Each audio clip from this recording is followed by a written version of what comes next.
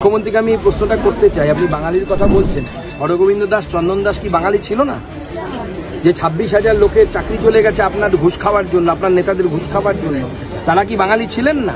পরিবার থাকে, বয়স্ক মানুষ, মা বাবা থাকেন আমার বালুরঘাটে, সেখানে মাঝে মাঝে তৃণমূল গিয়ে হুজ্জুতি করে, কখনো মাইক লাগিয়ে দেয়, কখনো ওখানে গিয়ে জয় জগন্নাথ করে চিৎকার করে। তো এ তো নতুন কিছু নয়। দেখতে চাই ইউসুফ পাঠান লোকসভার ফ্লোরে দাঁড়িয়ে কবিতা আবৃত্তি করে, চাকরিহারাদের বঞ্চনা, 26,000 লোকের চাকরি চলে গেছে, এই নিয়ে তো নাটক গলিতে গলিতে মঞ্চস্থ হয়। ছেলে মেয়ে আপনার পরিবারে যদি ছেলে মেয়ে থাকে, তারা যদি ভবিষ্যতে এই সমস্যার সম্মুখীন হয়, আমাদেরও তো সেম কষ্ট হবে, সেম দুঃখ হবে। তাহলে জেলে যাবে, চাকরিও যেতে পারে। কেউ যদি তৃণমূলের জন্য চাকরি থেকে শহীদ হতে চায়, ভালো কথা, অফিসারদের সই থাকবে। তারাও জানে কোনো অবৈধ নাগরিককে যদি আমার সই করে আমি সার্টিফাই করি, তাহলে পরবর্তীকালে কিন্তু চাকরিটা যেতে পারে, সেই ভয়ে সই করছে। কি এই রাজ্যে বাঙালিদের অস্তিত্ব সংকটে পড়ছে? দেখুন, বাঙালির অস্তিত্ব সংকটে পড়ছে। আজকে মুখ্যমন্ত্রীকে আমি এই প্রশ্নটা করতে চাই, আপনি বাঙালির কথা বলছেন, হরগোবিন্দ দাস চন্দন দাস কি বাঙালি ছিল না? যে 26,000 লোকের চাকরি চলে গেছে আপনার ঘুষ খাওয়ার জন্য, আপনার নেতাদের ঘুষ খাওয়ার জন্য, তারা কি বাঙালি ছিলেন না? তারাও তো বাঙালি ছিলেন। তো তারা বিপদে পড়েছে তো আপনার জন্য। যে মেয়েটি আরজি করে ধর্ষিতা হলেন, আমাদের ডাক্তার দিদি বা বোন, সে কি বাঙালি ছিল না? বা যে মেয়েটি কসবাতে কলেজের মধ্যে ধর্ষিত হয়েছে, সেই মেয়েটি কি বাঙালি ছিল না? তখন তো বাঙালির কথা মনে পড়েনি আপনার? কলকাতা পুরসভা 1,25 লক্ষের কাছাকাছি রোহিঙ্গা, এমনটা আশঙ্কা করা হচ্ছে। দেখুন, বিডিও এসডিওরা জেলে যাবে এরপরে।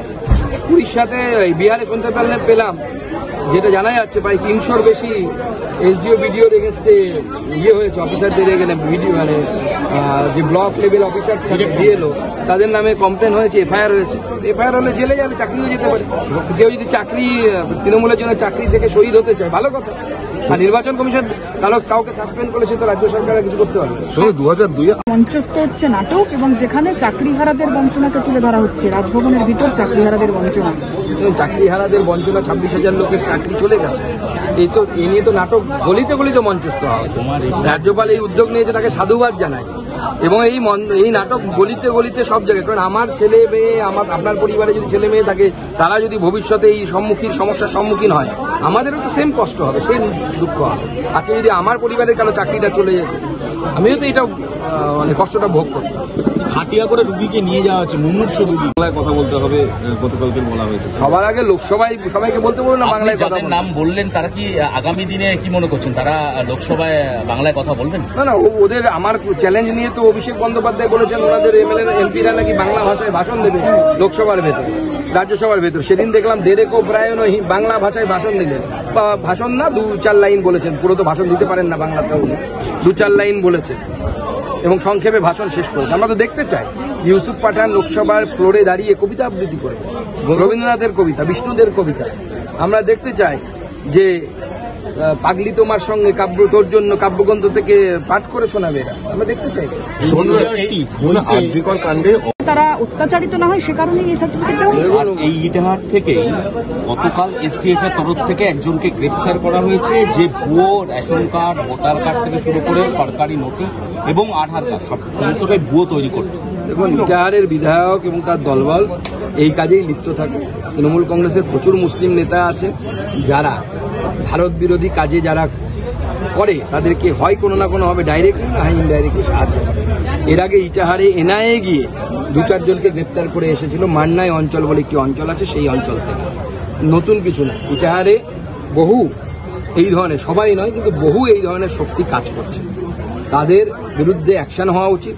এবং ইটাহারের বিধায়কের বিরুদ্ধেও নির্বাচন কমিশনের তীক্ষ্ণ নজর রাখা উচিত, যে কি করছে সে, আদৌ কি সে বাংলাদেশিদেরকে ভোটার কার্ড, আধার কার্ড পাইয়ে দিচ্ছে কিনা, সে বিষয়ে কমিশনের তদন্ত হওয়া উচিত। মিছিল করার ডাক দিয়েছেন মুখ্যমন্ত্রী এবং অভিষেক বন্দ্যোপাধ্যায়ের বাড়ির এলাকায়, কিন্তু পুলিশের তরফ থেকে কোনো পারমিশন দেওয়া হচ্ছে না, পাল্টা তাদেরকে বলা হচ্ছে শ্যামবাজার থেকে মিছিল করতে। আইনি পদক্ষেপ নেওয়ার হুঁশিয়ারি দেওয়া হচ্ছে পুলিশের তরফ। দেখুন, যারা অর্গানাইজার তাদের কোর্টে যেতে হবে, তাছাড়া তো কোনো বুদ্ধি নেই। আমি তো এটা বুঝতে পারছি না যে একটা মিছিল কারো বাড়ির সামনে দিয়ে গেলে কি ক্ষতি হতে পারে। মাঝে মাঝে তো আমার বাড়ির সামনে গিয়ে, আমার যেখানে পরিবার থাকে, বয়স্ক মানুষ, মা বাবা থাকেন আমার বালুরঘাটে, সেখানে মাঝে মাঝে তৃণমূল গিয়ে হুজ্জুতি করে, কখনো মাইক লাগিয়ে দেয়, কখনো ওখানে গিয়ে জয় জগন্নাথ করে চিৎকার করে। তো এ তো নতুন কিছু নয়। তো ওনাদের মধ্যে কি এমন আছে আমি বুঝতে পারছি না। মমতা বন্দ্যোপাধ্যায় বা অভিষেক বন্দ্যোপাধ্যায় কি অ্যালিয়েন নাকি, অন্য গ্রহ থেকে আসা প্রাণী নাকি, যে আমাদের বাড়ির সামনে দিয়ে কিছু হতে পারে ওনাদের হবে না? 2002 এরকম কোনো ডিটেনশন ক্যাম্প কোথাও তৈরি হয়নি। দেখুন, আপনাদেরকে বুঝতে হবে, যখনই কোনো রাজ্যে কারো আধার কার্ড ভোটার কার্ড না থাকে বা আধার কার্ড ভোটার কার্ড নিয়ে পুলিশের সন্দেহ, সঙ্গে সঙ্গে সেই রাজ্য সরকার, সেটা হরিয়ানা হোক, তামিলনাড়ু হোক, যে কোনো জায়গায় হোক, তামিলনাড়ুতে অ্যারেস্ট করেছে। তামিলনাড়ুতে মমতা বন্দ্যোপাধ্যায়ের ভাইয়ের সরকার। তো সেখানে সেইখানকার সরকারের নিয়ম হচ্ছে তারা চিঠি লিখবে পশ্চিমবঙ্গ সরকারকে, পশ্চিমবঙ্গ সরকারকে চিঠি পাঠাচ্ছে হরিয়ানা সরকার 56 জনের মতো লিস্ট দিয়ে, যে আপনারা বলুন যে এরা বাংলার নাগরিক কিনা, এরা বাংলা থেকে আধার কার্ড ভোটার কার্ড তৈরি করেছে কিনা।